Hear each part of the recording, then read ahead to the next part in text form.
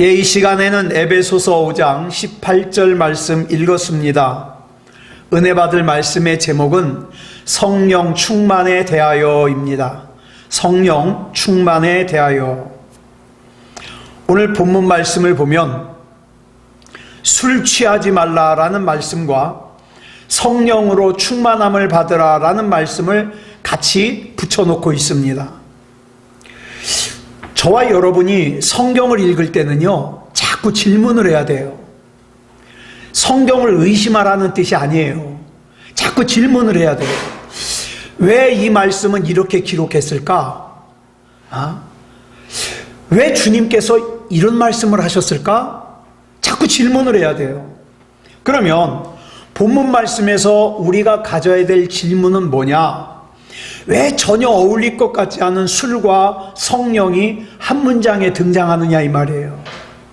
여러분, 여기서 이 술과 성령이 한 문장에 등장을 해서 비교를 한다는 것은 뭔가 이 술이라는 것과 성령이라는 것이 공통적인 것이 뭔가 있다, 이렇게 알 수 있죠. 여러분, 오늘날 우리가 성령으로 충만하다는 것에 대해서 많은 오해를 가지고 있어요. 보통 우리가 성령으로 충만하다 그러면 제일 먼저 떠오르는 이미지가 뭐예요? 방언한다, 그죠? 방언한다, 기도를 많이 한다, 그 다음에 은사가 많다, 이런 것이 막 떠올라요. 여러분, 이 생각이 틀린 건 아닙니다. 성령으로 충만하다는 것의 요소 속에는 이런 요인들도 다 포함이 돼요. 성령으로 충만한 사람이 방언할 가능성도 크고요, 기도를 많이 할 가능성도 크고요, 은사를 많이 받을 가능성도 커요. 근데 바꿔서 방언을 한다고, 또 기도를 많이 한다고, 은사를 받은 것이 많다고 반드시 성령으로 충만한 사람은 아닐 가능성이 있어요. 조심해야 돼요. 그러면 오늘 본문 말씀에서 말하고자 하는 성령으로 충만하다는 것은 뭐냐? 흔히 저는 그런 얘기 많이 들었어요. 전도사 때부터. 이 성경에 술 취하지 말라 그랬지 어디 술 마시지 말라 그랬냐? 이 말씀 때문에 그래요. 흔히 술 마시는 사람들이, 야, 성경에 술 취하지 말라 그랬지 어디 술 마시지 말라 그랬냐? 그러니까 술 취하지 않을 정도로만 마시면 돼. 그러면서 술 마시는 사람들이 제일 좋아하는 말씀이 에베소서 5장 18절 말씀이에요. 자, 그러면 술 취한다는 게 뭡니까? 정확하게 말해서 알코올이 몸에 들어가잖아요. 그러면 중추신경을 장악해가지고 우리 몸의 판단력과 몸의 균형을 잃어버려요. 술이 어떻게 시작됐냐? 탈무드에 나와요. 탈무드에 보면 이런 얘기가 나옵니다. 최초의 인간이 포도나무를 심었어요. 그때 악마가 찾아와서 물어봅니다. 뭐 하고 있는 거야? 굉장한 식물을 내가 심고 있어. 이거 처음 보는 식물인데, 이 식물에는 아주 달고 맛있는 열매가 열린다. 그리고 그 열매의 국물을 마시면 아주 행복해. 그러자 악마가 나도 동업할게, 나도 같이 만들게. 그래가지고 악마가 가가지고 양과 사자와 원숭이와 돼지를 끌고 와가지고 그것들을 죽여가지고 그 피를 그 포도나무 밑에다가 거름으로 뿌렸다는 거예요. 그 포도주가 처음에 이렇게 해서 생겼답니다. 그래서 술을 처음에 마시잖아요. 그러면 양처럼 온순해진대요. 처음에 마시면. 그러다가 조금 더 마시잖아요. 그러면 사자처럼 사나워지고, 조금 더 마시잖아요. 그러면 원숭이처럼 춤을 추고 노래 부르면서 장난치다가 더 마시면요, 토하고 그 다음에 토한 데서 뒹굴고 돼지처럼 추해진다는 거예요. 이렇게 알코올이 사람의 중추신경을 지배하면 양이 됐다가 사자가 됐다가 원숭이가 됐다가 돼지가 된다는 거예요. 자, 오늘 본문에서 술과 성령이 함께 등장하는 이유는 바로 이 지배의 속성 때문에 그래요. 지배. 여러분, 술이라는 것은 우리 몸에 들어가잖아요. 그러면 우리를 장악하고 지배하려고 합니다. 그런데 이 속성이 성령님도 같아요. 성령님도 우리가 정말 하나님을 하나님으로 제대로 믿잖아요. 그러면 성령님께서 내주하시는데, 성령님께서 내 안에 임재하시면 특징이 뭐냐? 나를 지배하려고 그래요. 나를. 내 마음도, 내 생각도, 내 행동도, 말도 다 지배하려고 그래요. 그래서 이 속성이 술과 성령이 같다는 거예요. 우리 예수 믿는 사람은 술 마시면 안 된다고 생각해요. 그죠? 그러면 무조건 안 된다고 얘기할 게 아니라 왜 안 되는지를 알아야죠. 왜 우리 예수 믿는 사람들은 술을 마시면 안 되는가?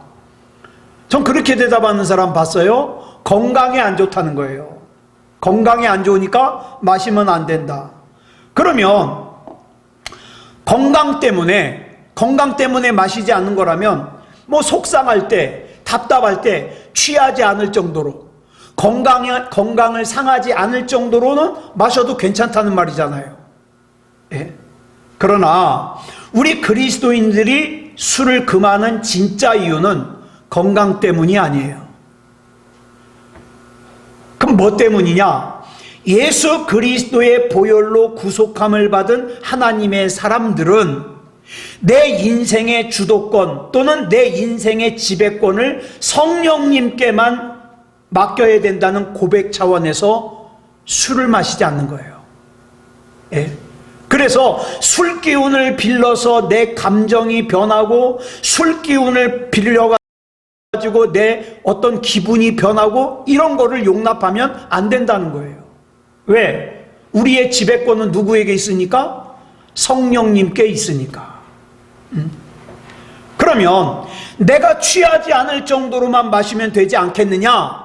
이미 그 생각을 하는 그 순간 그 지배권은 술에게로 넘어간 거예요.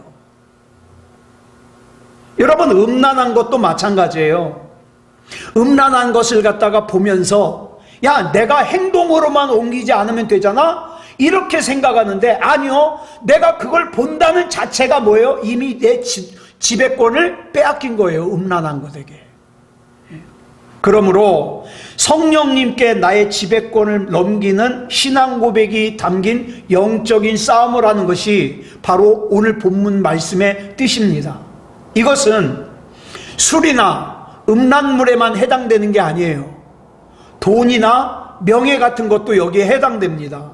그러면 이렇게 또 얘기할지 몰라요. 저도 많이 들었던 얘기예요. 아예 목사님, 맥주 정도는 마셔도 괜찮지 않습니까? 물을지 몰라요. 그럼 한번 우리 엄격하게 구분해 보자고요. 여러분 생각에 맥주는 술입니까? 음료수입니까? 음료수에 해당된다 그러면 마셔도 괜찮아요. 근데 조금이라도 술이라는 생각이 든다? 마시면 안 돼요.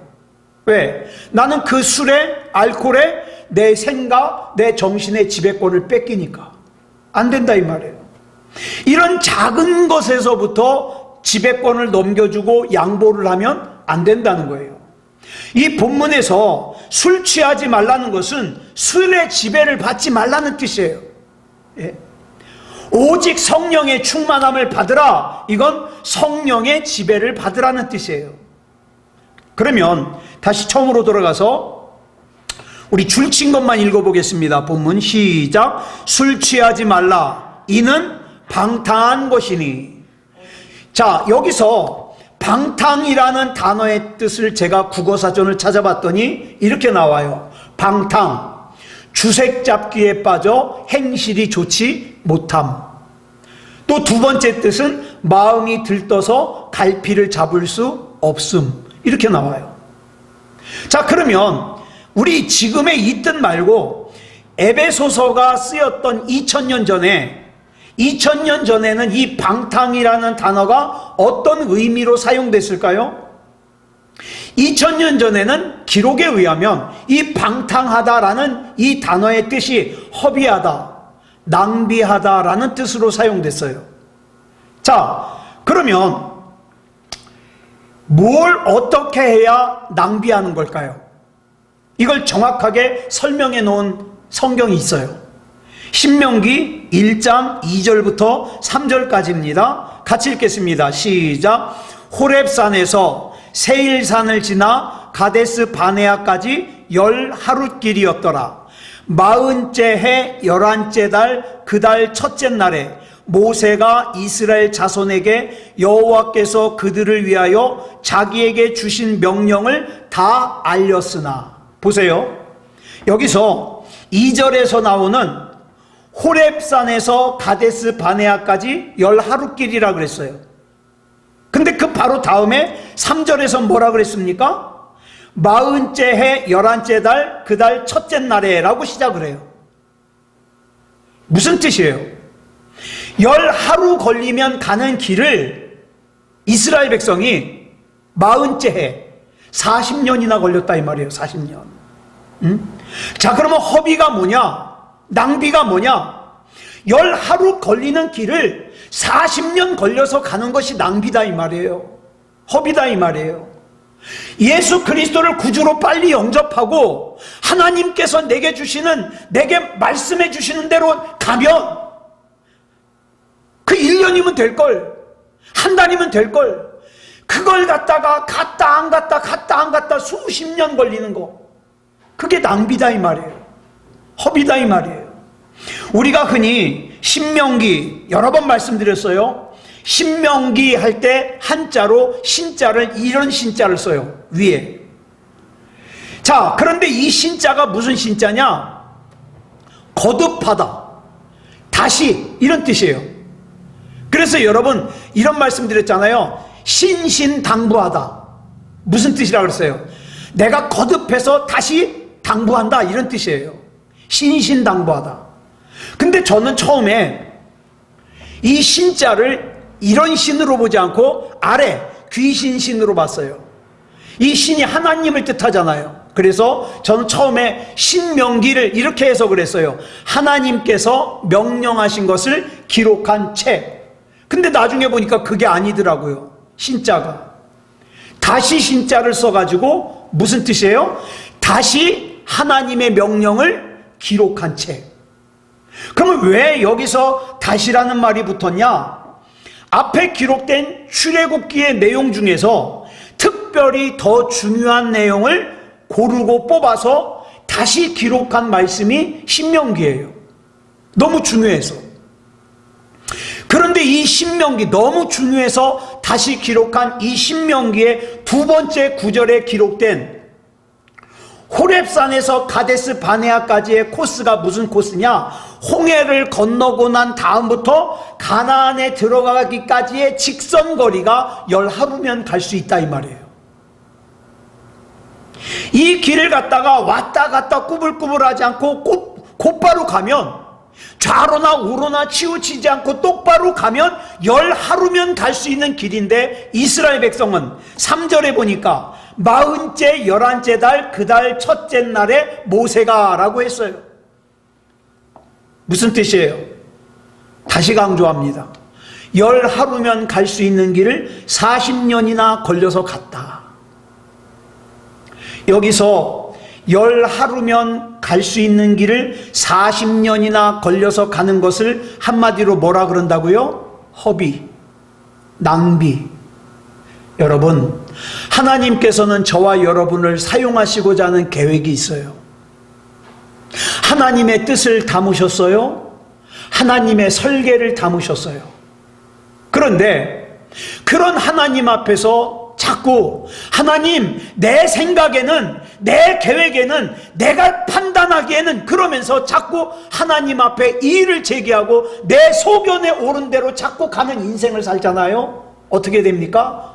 허비하는 인생을 살아요. 낭비하는 인생을 살아요. 맞습니다. 하나님, 나를 향하신 하나님의 뜻, 하나님의 계획 맞습니다. 내가 자존심이 상해도, 때로는 내가 어려움을 당해도 하나님께서 내게 말씀하신 대로 순종하면서 가겠습니다. 그러면 허비하는 인생을 살지 않아요. 그런데 자기 소견에 옳은 대로 살다가 이리 갔다가 이 길이 아닌가벼, 저리 갔다가 저 길이 아닌가벼, 그러면서 여기서 1년 저기서 1년 수십 년을 갖다가 방황하다가 나중에 어떻게 됩니까? 하나님 천부여 의지 없어서 손들고 옵니다. 이게 허비하는 인생이라고요. 하나님을 좀 더 빨리 알았더라면, 예수님을 좀 더 빨리 구주로 영접했더라면 얼마나 좋았을까. 그러면 여기서 질문 하나 드리겠습니다. 이스라엘은 왜 10하루면 갈 수 있는 길을 40년이나 걸려서 갔을까요? 왜 이런 허비하는 인생, 낭비하는 인생을 살았을까요? 이유는 간단해요. 자기가 자기 인생의 주인이라고 생각했기 때문이에요. 다시 말해서 하나님을 자기의 주인으로 모시지 않았어요. 그러다 보니까 이들이 40년 동안 광야에서 했던 훈련의 총 제목이 뭐예요? 철저하게 하나님만 의지하는 훈련한 거예요. 철저하게 하나님만 의지하는 훈련을 40년 했어요. 그런데요, 제가 전도사 생활, 목사 생활 하면서 보니까 부모가 평생을 그 훈련을 했어요. 하나님 앞에 순종하는, 하나님 신뢰하는 훈련하다가 그게 안 되니까 자기 자식 때까지 그걸 갖다가 대물림하는 거예요. 부모님도 갈팡질팡, 자식도 갈팡질팡, 안 되잖아요. 40년 동안에 이스라엘이 걸은 흔적을 보면 전부 불순종의 발걸음이에요. 자기 계획이 우선이에요. 하나님보다 자기 생각이 우선이에요. 자기 목적이 우선이에요. 우리는 이것을 한마디로 불순종이라고 합니다. 이 불순종의 결과가 뭐냐? 허비하는 인생이요, 낭비하는 인생이에요.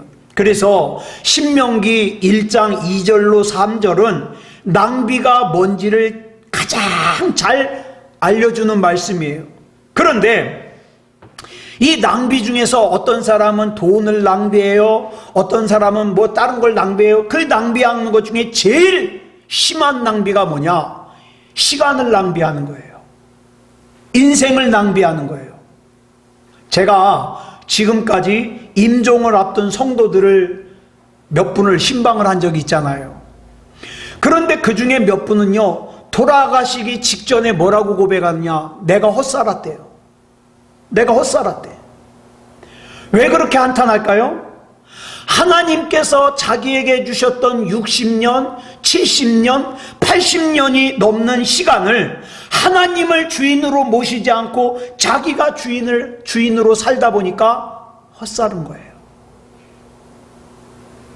여러분, 만약에 지금부터 저와 여러분의 기억력이 점점 떨어져 가고, 또는 저와 여러분에게 남은 시간이 별로 없다 생각할 때에 저와 여러분의 지나온 인생을 갖다가 정리하면 뭐라고 얘기하겠습니까? 참 잘 살았다, 참 의미 있다, 이렇게 생각하시겠습니까? 아니면 이제까지 잘못된 헛된 삶을 살았으니까 나 시간 조금만 더 달라고, 나 1년만 더 달라고, 나 10년만 더 달라고, 그렇게 하시겠습니까? 네. 사람이요, 이제 막상 하나님 앞에 설 시간이 되니까 자기가 헛살았다는 것이 깨달아지는 거예요. 예. 제가 이렇게 임종을 갖다가 예배 드렸던 분들 중에는요, 돈이 굉장히 많은 사람도 있었어요. 예? 집이 어마어마하게 커요. 안에 들어가면은 진짜 커요. 좋은 대학교를 나온 분도 있어요. 인물이 아주 뛰어났던 분도 있어요. 그런데 이분들의 인생 가운데 하나님께 지배당하지 않았던 인생을 갖다가 다 마지막 때 돌아보니까 낭비한 인생이더라는 거예요. 낭비한 인생. 근데 지금도 많은 사람들이 자기에게 시간이 많이 남아있다고 생각하니까 여전히 낭비하는 인생을 살아요. 누가복음 16장 1절부터 8절까지 보겠습니다. 시작. 또한 제자들에게 이르시되 어떤 부자에게 청지기가 있는데 그가 주인의 소유를 낭비한다는 말이 그 주인에게 들린지라. 주인이 그를 불러 이르되 내가 내게 대하여 들은 이 말이 어찌 됨이냐? 네가 보던 일을 세마라. 청지기 직무를 계속하지 못하리라 하니 청지기가 속으로 이르되 주인이 내 직분을 빼앗으니 내가 무엇을 할까? 땅을 파자니 힘이 없고 빌어먹자니 부끄럽구나.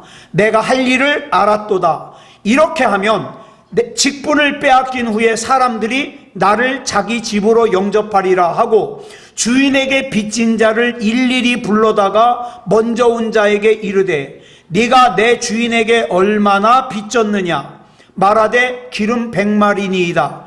이르되 여기 내 증서를 가지고 빨리 앉아 50이라 쓰라 하고 또 다른 이에게 이르되 너는 얼마나 빚졌느냐? 이르되 밀 100석이니이다. 이르되 여기 내 증서를 가지고 80이라 쓰라 하였는지라. 주인이 옳지 않은 청지기가 이를 지혜 있게 하였으므로 칭찬하였으니 이 세대의 아들들이 자기 시대에 있어서는 빛의 아들들보다 더 지혜로움이니라. 여러분, 이 말씀 잘 이해가 가세요? 저는 한참 이해 못했던 말씀이에요. 읽기는 읽는데 도대체 왜 칭찬을 하는 거지? 이해가 안 가요. 이상하잖아요.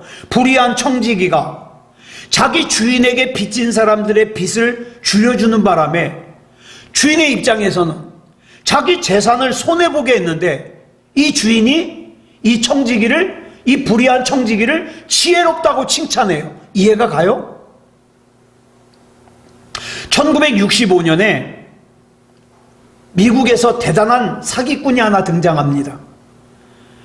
이 사기꾼은 파일럿으로 가장해서 비행기를 몰래 타기도 하고 또 미국의 50개 주에 있는 은행들을 돌아가면서 140만 달러, 약 15억 원을 횡령하기도 했어요. 그래가지고 FBI에서 이 사람을 갖다가 잡으려고 쫓아다니는데 얼마나 똑똑한지 기가 막히게 도망다녀요. 이 실화거든요. 이 실화를 바탕으로 해서 만든 영화가 2002년도에 개봉한 Catch Me If You Can이라는 영화예요. 우리말로 번역을 하면 잡을 수 있으면 잡아봐요. 참 재밌어요. 영화 볼 수 있는 기회 있으면 한번 보세요. 범인이 얼마나 영리한지 몰라요. 이런 영화를 보면서 뭐라고 합니까? 보통 사람들 같으면 머리 참 좋다. 저 좋은 머리를 좋은 일에 쓰지. 왜 사기치는 데다 쓸까? 이런 말을 하죠. 그러면 이 말이 칭찬이에요? 아니에요? 칭찬 아니에요. 자, 그런데 아까 8절에서 줄친 것만 읽어볼까요? 시작. 주인이 이 옳지 않은 청지기가 이를 지혜 있게 하였으므로 칭찬하였으니. 여러분, 이 주인이 지금 이 청지기가 좋은 일 했다고 칭찬하는 게 아니에요. 그럼 뭘 칭찬한 거예요? 이 청지기의 꾀를 칭찬한 거예요. 이거 잘 구분해야 돼요. 그러면 아까 성경을 읽으려면 어떻게 하라 그랬죠? 질문을 자꾸 해보라 그랬죠. 이 말씀에서는 우리가 두 가지 질문을 할 수 있어요. 첫째 질문은 이 청지기가 왜 주인에게 빚진 사람을 다 불러다가 빚을 줄여줄 생각을 했을까? 왜? 예? 이 청지기는 이제 자기가 쫓겨날 걸 알아요. 자기가 쫓겨나기 전에는 자기 주인의 돈을 갖다가 몰래 쓰면서 주인의 돈이 누구 돈이에요? 주인의 돈이 누구 돈이에요? 내 돈이잖아요. 슬쩍슬쩍 쓰니까. 그런데 이제 주인에게 쫓겨나게 생겼으니까 주인의 돈이 내 돈이 아니에요. 예? 근데 이 청지기에게 주인의 돈이 내 돈이 아니라는 생각이 언제 생겼어요? 주인으로부터 파면 선고를 받았을 때, 너 이제 우리 집에서 일 못해, 이 선고를 들었을 때 깨달은 거예요. 그러니까 여러분, 이런 거예요. 우리 인생으로 말하면 죽음을 선고받았을 때예요. 죽음을 선고받고 나니까 그동안 내 거라고 생각했던 내 돈, 우리 집, 내 시간, 내 사람이 내 것이 아니라는 것을 깨닫게 됐어요. 여러분, 죽은 사람에게 옷을 입히죠. 죽은 사람에게 입히는 옷을 뭐라 그래요? 수의라 그래요. 수의. 근데 이 수의에는 특징이 있습니다. 주머니가 없어요. 주머니가. 그래서 기껏 죽은 사람이 저승 가는 길에 배고프지 않게 먹으라고 어떻게 합니까? 제가 염을 할 때 옆에서 보니까 입에다가 생쌀을 갖다가 퍼서 넣어주더라고요. 그리고 가는데 여비하라고 동전 쥐어주고. 내가 속으로 저런 짓 뭐하러 할까? 예? 그러면 그 사람이 가면서 입에 있는 쌀을 갖다가 우물우물 먹으면서 가요? 참 쓸데없는 짓 한다, 이런 생각을 했던 적이 있어요.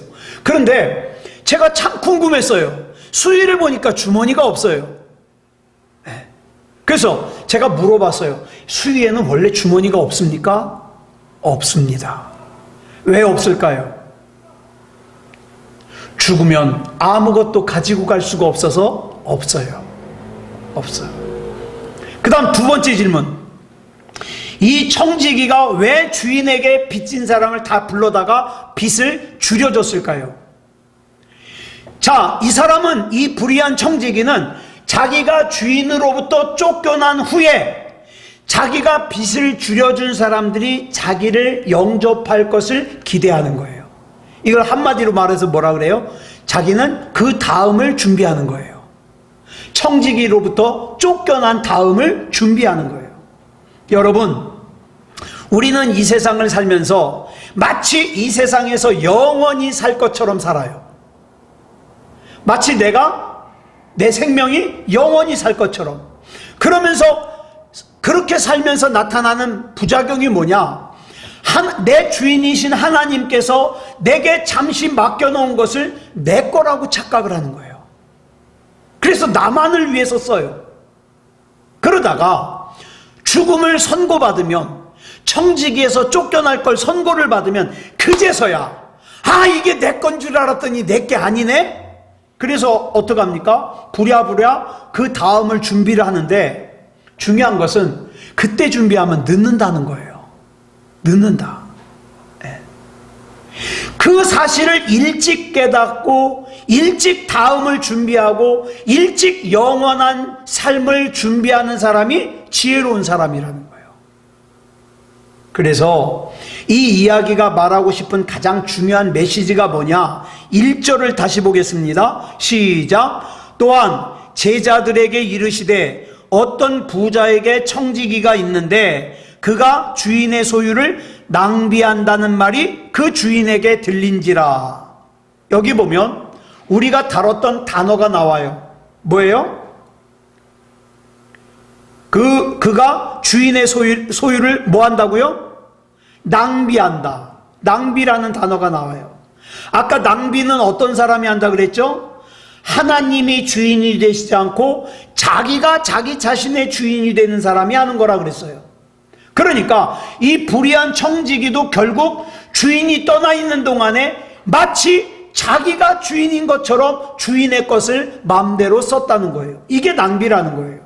그러니까 오늘 말씀의 제목으로 돌아가서 성령으로 충만한 사람의 중요한 특징이 뭐냐? 하나님께 순종하는 삶을 사는 사람이에요.